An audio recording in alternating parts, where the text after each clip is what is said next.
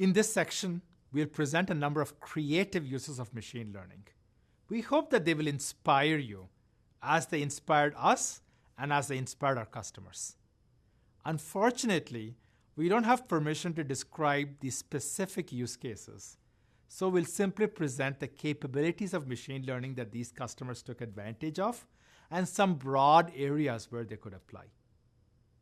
Even though we don't describe the specific use cases in this section, all these methods have been successfully used in industry.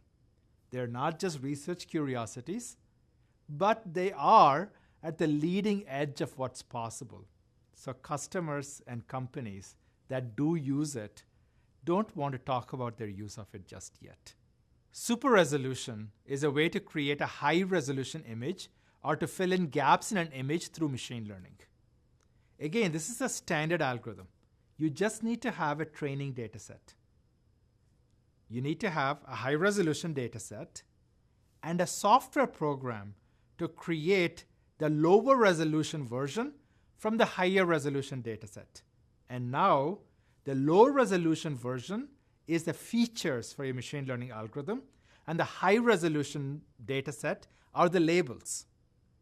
Train the algorithm on this training data set, and now you can apply this model to all your lower resolution data sets to make them high resolution. There are many possible uses of super resolution. Provide a service to improve the resolution of wedding photographs taken many years ago. Maybe you have new high-resolution seismic data taken with expensive equipment.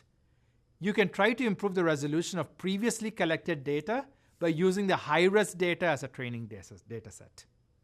You could use it to repair images, fill in missing parts. Maybe repair old live music recordings and improve their quality. Machine learning is not restricted to just classifying images or music. It can be used to generate images or music. All you need is a large enough corpus of real music. Then, if you give the machine learning algorithm a random starting point, it will begin from that and generate something that feels quite realistic, but is still unique. This is a picture of hardware developed at Google called NSynth Super. It's an open source experimental instrument which gives musicians the ability to explore new sounds generated with the NSynth algorithm. Using the dials, musicians can select the source sounds they would like to explore between and drag their finger across the touchscreen to navigate new unique sounds which combine their acoustic qualities. Magenta is a TensorFlow project where machine learning creates music. Magenta has a number of publicly available demos for you to use, but one of my favorites is called Beat Blender. Beat Blender generates hybrid beats. To use it, you choose a set of beats and the model is able to figure out how to mix them.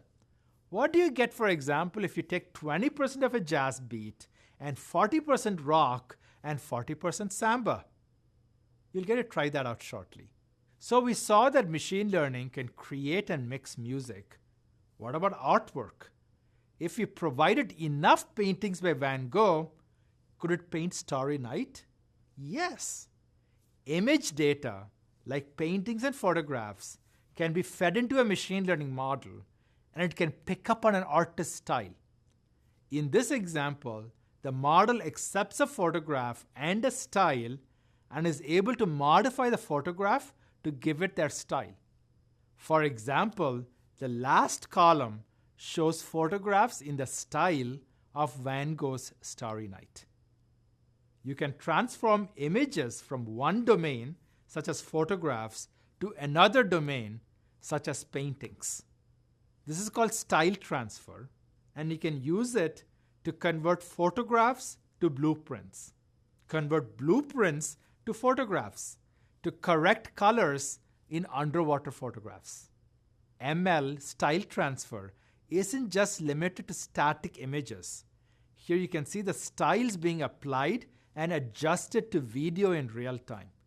The awesome dog role here is played by the Google Brain team's office dog, Picabo.